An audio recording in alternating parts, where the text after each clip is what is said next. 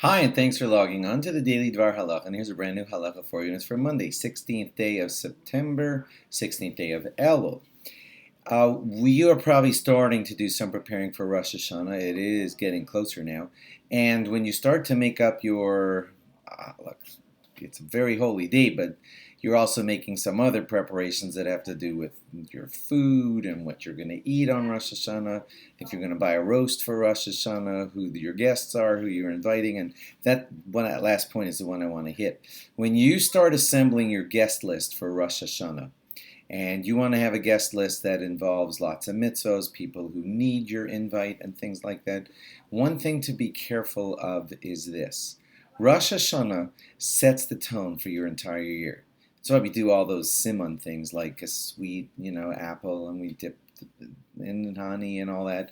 So if you end up having like a massive feud begin on Rosh Hashanah night, or you and one of your guests get into a horrible argument over I don't know what, that is a terrible tone to set at the beginning of the great days of awe. So when you think out what food you're going to buy, and by the way, don't buy foods that are like vinegary or sour or all those kinds of tastes, because on Rosh Hashanah we want the food to be symbolic of sweetness and goodness for the coming year. You're going to have meat, you're going to have potatoes and all those good things, but nothing that resembles sour, bitter, or those kinds of things. So that said, when you invite your guest list and you prepare who's going to be at your holy meals, the opening moments of your kiddush and everything at the beginning of the great new year, don't have someone that you're possibly going to end up having somebody you always argue with at your table, so that your year kicks off in a way that involves hatred between Jews. That would be atrocious, right?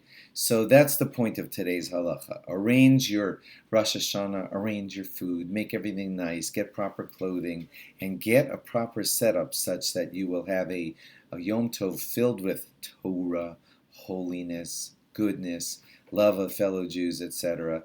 And that person that you're potentially going to feud with, please figure out a way to work it out.